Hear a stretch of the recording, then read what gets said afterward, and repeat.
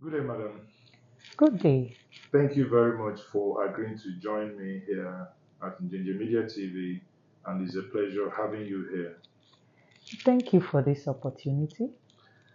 For those who may not know you, how would they, or how would you want to be known, and how would you, by introduction, how would you want to be known? Well, simply, I'm called Albertine, but my full name is Albertine Doibo. Um, like you said, for those who don't know, I was a one-time senatorial aspirant, even as it didn't work out. I'm a businesswoman at the moment. I do business mainly in Lagos. I'd worked in the past in the oil industry, and I'm bringing that wealth of experience into all of this. So, yes, my name is Albertine.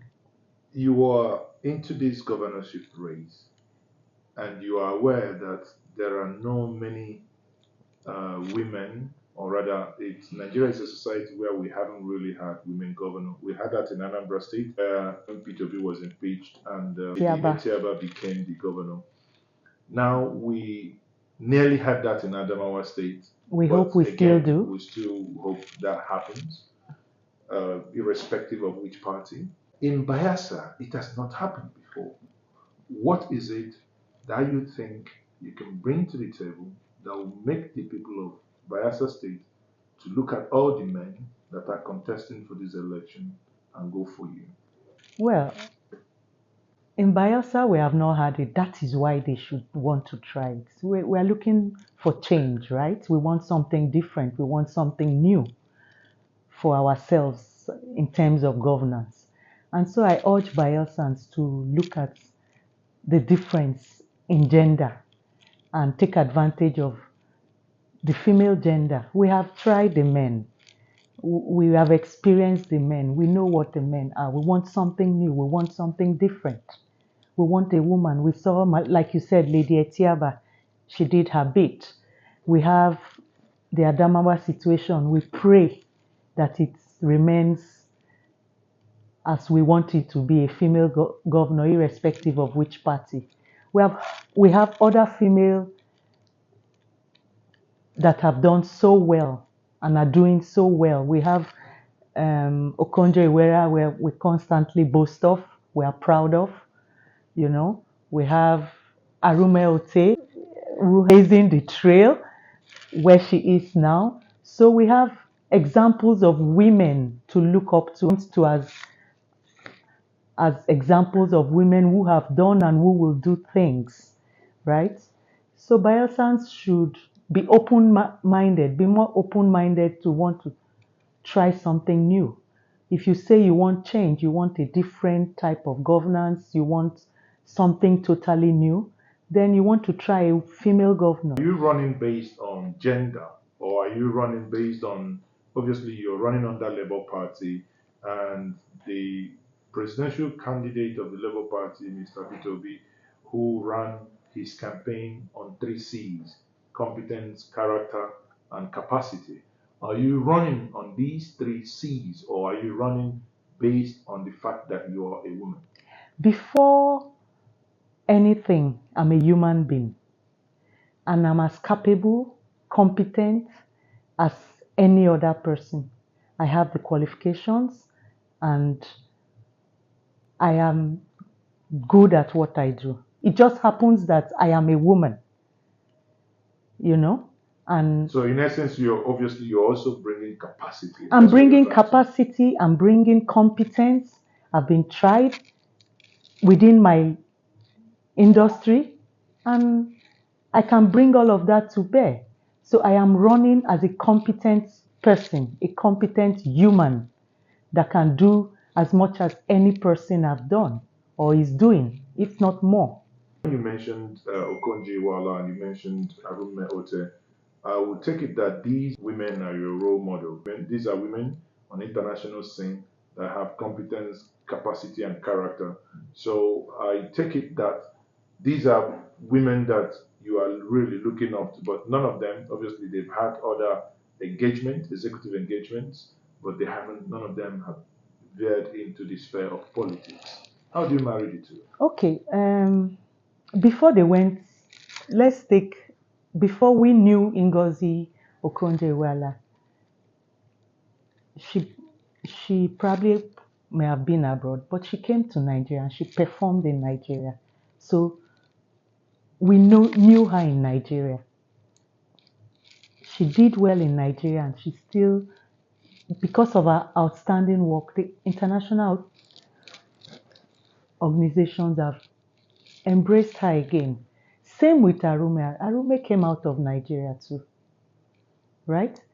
And they all performed well in their different fields. The Adamawa lady is doing well for her to even be at this point where she is.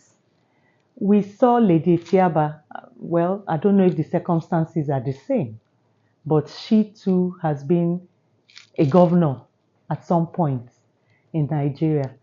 So all of them have been products, or they are products of Nigeria before they became international. So I think it's possible. They are my mentors, or they are people who have come ahead of me, and they have done well, so I look up to them. Are those things that you are bringing to the table that will make anyone from Bayelsa to vote for you come during the Labour Party primaries that will happen in the next couple of days? Well, I'm bringing myself to the table. I'm bringing competence to the table. I'm bringing experience to the table. I'm bringing open-mindedness to the table. I'm bringing togetherness, something new, change to the table. Where I'm coming from and that's why people should try to look at a female. I'm not one of them that were handpicked. I'm not I'm not acting as a surrogate. I'm not acting as a placeholder. I'm not acting in terms of going there to step down after the primaries for anybody, right? Nobody is sponsoring me. I'm coming as myself. I'm a female. I'm a human. I have the capacity. I have the courage. I have the strength to run the process, and I have the knowledge. And I also have resources. When I mean resources, I also have people to support me. I'm not, right? To bring this process to fruition. So people should try something new, something dynamic, something different. A female governor. In Bayelsa today, if you look, whenever it rains, Bayelsa is almost submerged. Government after government, there appear to be no end in sight in terms of environmental degradation and the things we see in Bayelsa. Bayelsa is one of those rich oil producing states. Now, we know what happens in Bayelsa. You, as a daughter from Bayelsa, what are the three key areas that you think, if given the chance and the opportunity, that you would tackle head on? Okay, we have the flood. Bayelsa is in a flood plain, so to speak. It's where the actuaries, the River Niger flows down into. So we have a peculiar terrain in Bayelsa that allows for flood. That does not mean that Bayelsa must flood, right? Um, we need to work on our drainage. We need to work on the planning. Bayelsa has a master plan that has been put aside, or that is not being followed. Is there any reason for that? Well, I cannot tell you it's because of any specific reason. It all boils down to leadership, governance, and you know. So, like most things we have seen, we have beautiful plans. We have, you know, that are sitting in shelves that nobody is implementing. So probably it's an implementation issue, that is leading to all of that. But if we follow the existing plan for Bayelsa, we have the drainage lines that should be maintained, where the water course flows naturally into the rivers. Then we need to go back and look into our town planning activities that are going on, and have some form of urban renewal projects to help sanitize Bayelsa. We need to have an overview of and look at what we want Bayelsa to look like. Okay. So, but if I come back to my question, The question I'm coming back to that. You asked about the drainage problem in Bayelsa, and I had just responded to that. Your second question was what 3 things I would like to do if given the opportunity. Most of the main problem in Bayelsa is jobs. There is poverty in the land.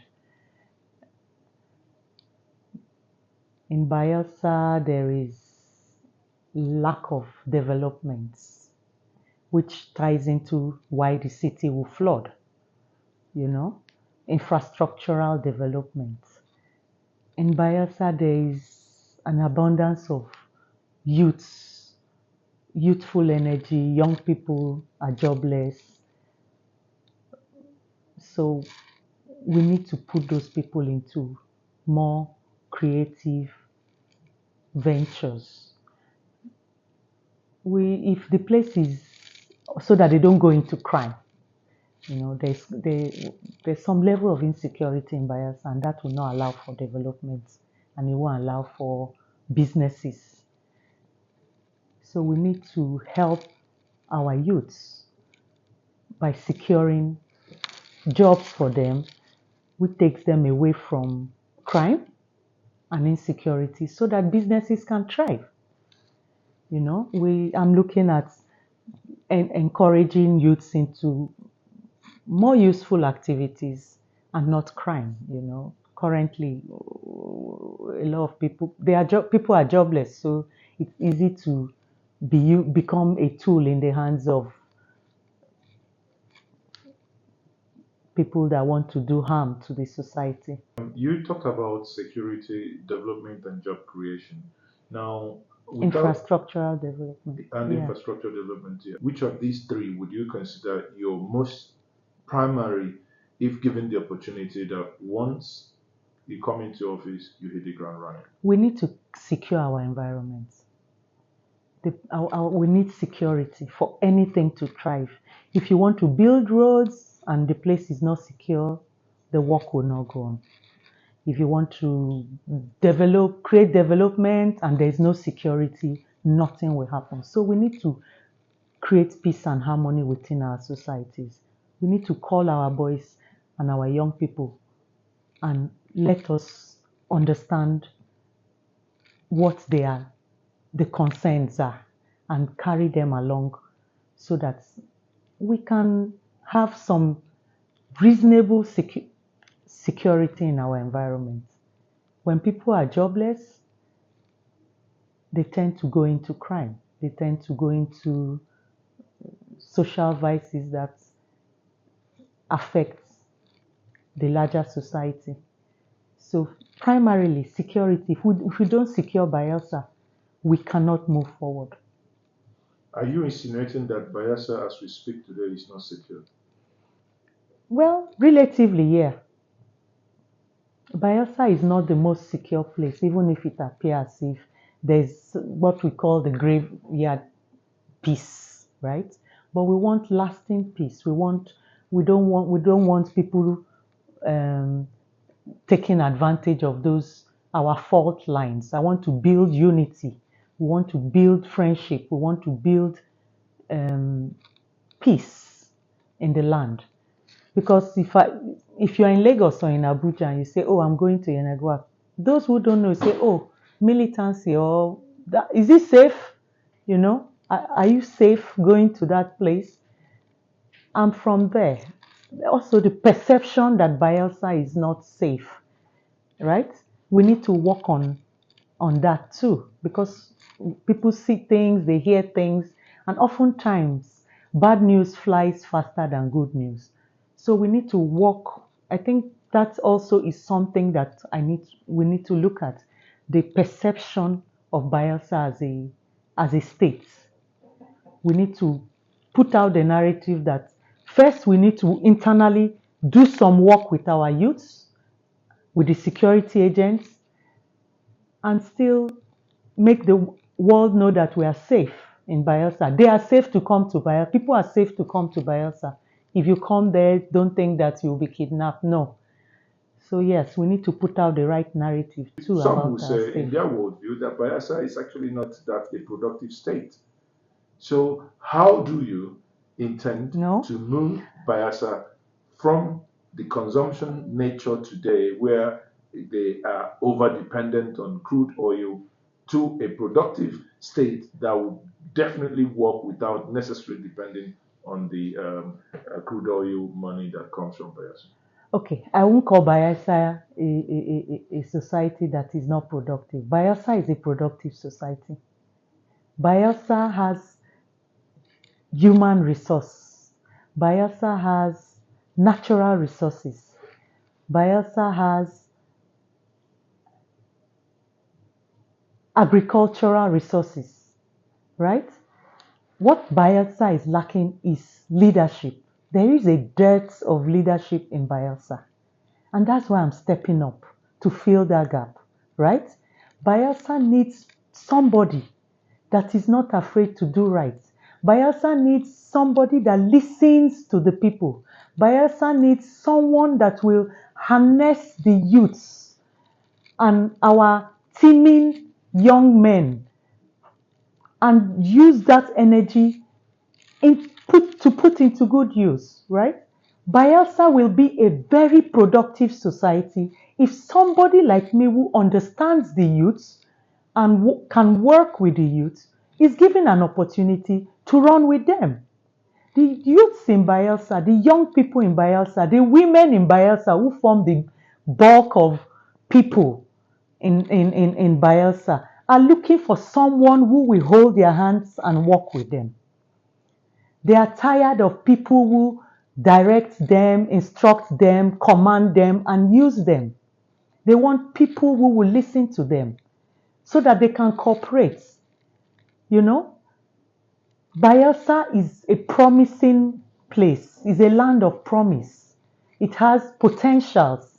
We just need someone to harvest this potential. How do you then intend, listening to what you have just said now, how do you intend to get to that point where you have like the former governor of your state, Sylvia, who is now resigned from the APC and is vying for the same seat that you're gunning for? What's your strategy? Well, Labour Party is a very dynamic party. That is why I've chosen the platform of the Labour Party. Again, it's not only Timipri Silva that is running. He's running for APC and he has a right to run. So he's fulfilling, taking advantage of his right to do that. There's the current governor too who is running. But even in the Labour Party, there are several other people I know who have picked up the ticket just like I have. But the Labour Party is a unique platform to run because Bayelsans are tired of the old. They are tired of the likes of PDP. They are tired of the likes of APC, right? Bayelsans are looking for something new. And in the new, we want a change. They want a government that is brought about by themselves, not somebody imposing, not a strong man imposing somebody on them, right? Not someone putting a stooge who will come and resign at certain points or step down at certain points. We want someone who will run an election that the people know that they put the person there. Labour Party has given us has promised to give us a platform that is free, and fair and open. And I'm running on that platform. I trust the process. I believe the process will work. And so if the process works, I believe I have a good chance. And I believe the Bayelsans will welcome this change. In conclusion here, I want to know, what is your view about the obedient movement? Are you in touch with the movement that has created these balls that has rattled the foundation of Nigeria? Very interesting. The obedient movement is why Nigeria is where it is today, you know. The obedient movement is what the current government is even afraid of. You can't be talking of a Labour Party without considering the obedient movement. I will not like to draw a distinction. However, there are distinctions, you know. During the election, I had worked closely with the big tent, and I also worked with the obedience. You know, they are the engine room where that make things happen for the Labour Party, and we cannot divorce ourselves from them. Obedience, the obedience movement is arguably the most vital functioning part of the Labour Party. You know, the engine room of the Labour Party. They are the ones that go to the street and make things happen. They are our foot soldiers. We recognize them. We're happy with them. We consider them in decision making. We know the role they play. We know their place in the party structure and hierarchy, you know. And we are very happy that we have that arm of the obedient arm in present day politics. And I'm working closely with them. We will engage them fully and effectively as we progress in the campaigns, because we know the power that they carry. And So you are part of the obedient course, movement. Of course. Therefore, you know, the obedient movement will say this is verified. So you're indeed verified with the obedient movement. Yes. Thank you very much for being part of this program. On this note, I say, indeed, it's my pleasure to have you have this conversation with you today. Thank you. I appreciate your time, and I appreciate this opportunity. And I'm hoping that we'll have more of these interactions in the future. Thank you. I will find time and ensure that we bring this to the people of Bayelsa and the electorate at large. Thank you very much. Thank you.